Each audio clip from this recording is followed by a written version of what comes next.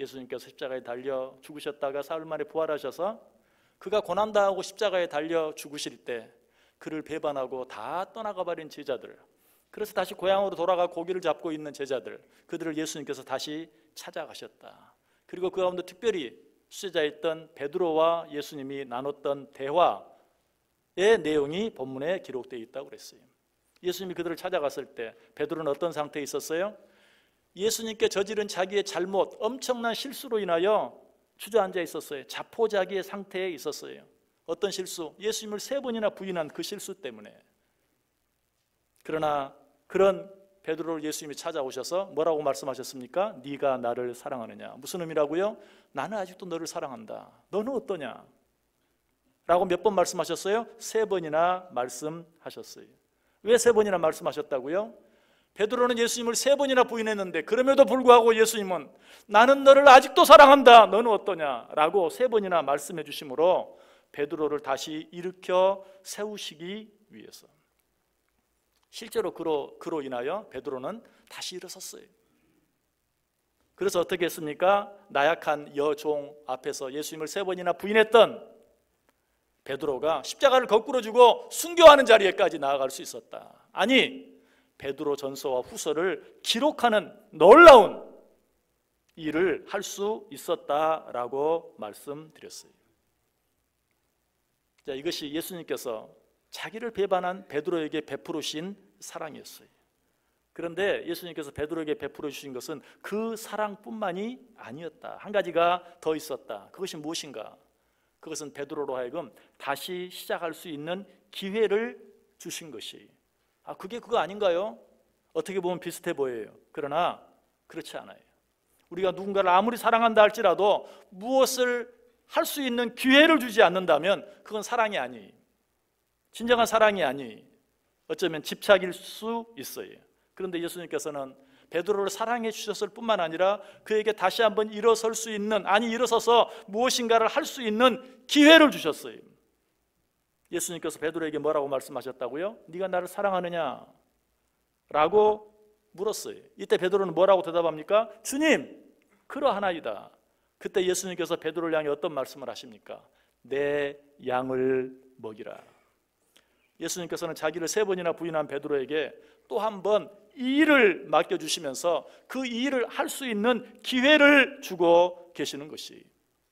더 놀라운 것은 이 말씀 역시 한 번만 하신 것이 아니라 2번, 3번 반복해서 하셨다는 것이. 16절 끝부분에도 나오죠. 내 양을 치라. 17절 끝부분에도 나옵니다. 내 양을 먹이라. 여러분, 여기에서 내 양을 먹이라, 내 양을 치라는 말씀은 사실 사람을 낚는 어부가 되라는 말씀과 똑같은 표현이. 무슨 말입니까? 예수님께서는 베드로를 맨 처음 부르실 때 내가 너로 사람을 낚는 어부가 되게 하겠다라고 말씀하시면서 그에게 사명을 맡기셨죠. 그런데 예수님을 3번이나 부인함으로 말미암아 예수님을 버리고 떠나버린 베드로에게 지금 예수님께서는 똑같이 다시 한번 똑같은 사명을 맡기시면서 기회를 주고 있는 것이.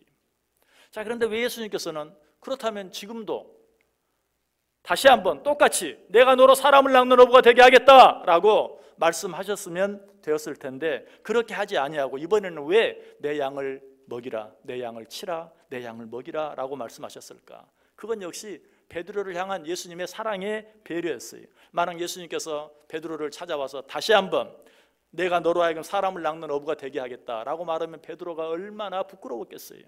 예수님이 나를 처음 부를 때 나에게 내가 너로 사람을 낚는 어부가 되게 하겠다라고 했는데 지금 와서 고기나 잡고 있으니 얼마나 부끄러웠겠어요. 예수님은 그런 베드로의 마음까지도 아시고 똑같이 말씀하시지 않았어요. 똑같은 사명을 맡기면서도 이번에는 내 양을 먹이라, 내 양을 치라, 내 양을 먹이라 라고 말하고 있어요. 우리가 하는 말 가운데 아 다르고 다르다는 말이 있어요. 여러분, 예수님을 닮기를 원하는 그리스도인들은 이 사실을 꼭 생각해야 돼요. 누구에게 말할 때 내가 뭐 틀린 말 했어? 없는 말 했어? 이렇게 말할 것이 아니라 아 다르고 다르다는 것을 생각하면서 내가 이렇게 말했을 때 저 사람이 어떻게 느낄까? 뭐라고 느낄까? 라고 생각하면서 말할 수 있어야 돼요. 그게 바로 예수님을 닮아가는 삶이. 예수님이 지금 그렇게 하고 계세요. 베드로는 이런 예수님의 사랑과 배려로 인하여 다시 한번 일어설 수 있었어요. 그런데 이런 기회를 베드로에게만 주십니까? 아닙니다. 예수님께서는 이런 기회를 오늘 우리들에게도 똑같이 주고 계세요. 우리는 우리의 연약함과 부족함으로 인해 많은 실수와 실패를 경험할 수밖에 없었어요. 지난 한 해도 그러했어요. 그러나 그때마다 하나님께서 당신의 특별한 사랑으로 우리들에게 기회를 주셨어요. 주시고 또 주셨어요. 언제 그렇게 했냐고요? 지금 그렇게 하고 계시잖아요. 우리는 날마다 실패하고 넘어지고 실수했는데 주님은 그런 우리를 또 모아주셔서 말씀해 주시고 말씀해 주시고 말씀해 주시고 한 해가 끝나는 이 시간까지 또 다시 우리에게 말씀해 주시면서 기회를 주고 있는 것이, 이 자리에서 우리가 송구 영신 예배를 드리고 있는 것이 우리를 향한 주님의 사랑의 증거요, 우리 주님께서 우리에게 또 한 번 기회를 주시고 있는 증거예요.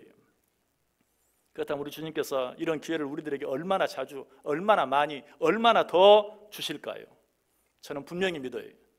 우리들이 실수하고 실패하는 만큼 계속해서 또 주시고 또 주시고 하실 것이, 우리가 10번 실패하면 10번 더 그런 기회를 주실 것이고 100번 실패하면 100번 더 그런 기회를 우리에게 허락해 주실 것이, 예수님을 3번이나 부인한 베드로에게 예수님께서 3번이나 나는 아직도 나를 사랑한다, 너는 어떠냐?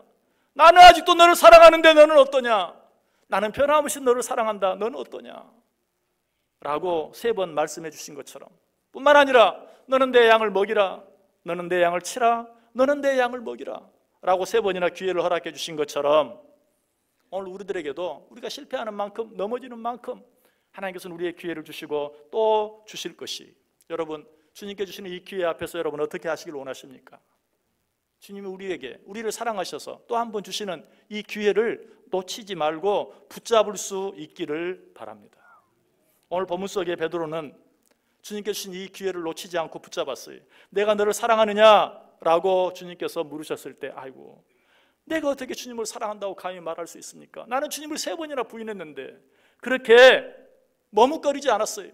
그때 그는 뭐라고 말합니까? 내가 주님을 사랑하나이다, 내가 주님을 사랑하는 줄 주께서 아시나이다 라고 담대하게 대답했어요. 그렇게 했을 때 베드로가 어떻게 됐습니까? 한 번 설교하는데 3,000명이 회개하고 돌아오는 그런 놀라운 역사를 일으킬 수 있었고, 이미 말씀드린 것처럼 십자가를 거꾸로 지고 순교하는 그 일까지도 감당할 수 있었고, 베드로전서와 후서를 기록하는 그런 엄청난 일을 감당할 수 있게 되었다. 다시 한번 주님께 귀하게 쓰임받는 사람이 될 수 있었어요. 이처럼 예수님을 3번이나 부인했던 사도 베드로에게 또 한 번의 기회를 주셨던 우리 주님께서 오늘 우리들에게도 새해라는 구실로, 새해라는 핑계로 동일하게 또 한 번의 기회를 주시기를 원하고 있어요. 어떤 기회를 주십니까? 혹시 여러분 가운데 죄 때문에 고민하는 분들이 있습니까? 그런 분들에게는 오라! 우리가 서로 변론하자. 너희의 죄가 주홍 같을지라도 눈과 같이 여질 것이요 진홍같이 붉을지라도 양털같이 희게 되리라. 죄 사함 받을 수 있는 기회를 우리에게 주시고 있어요. 또 너무 피곤하여 지쳐있는 자들에게는 수고하고 무거운 짐진 자들아 다 내게로 오라, 내가 너희를 쉬게 하겠다라고 말씀하시면서 우리에게 참 안식의 기회를 주시고 있어요.